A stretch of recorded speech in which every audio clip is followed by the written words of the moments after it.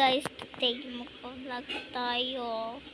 Paibalik po yung laking mata kong kapatid. Sobrang laking mata yun. Inis na inis ako sa kanya.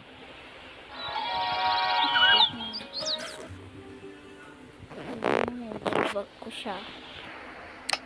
So pabayaan lang natin sa sobrang laking mata niya.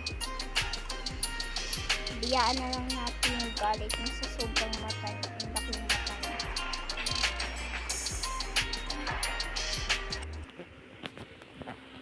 Laki kasi ng mata.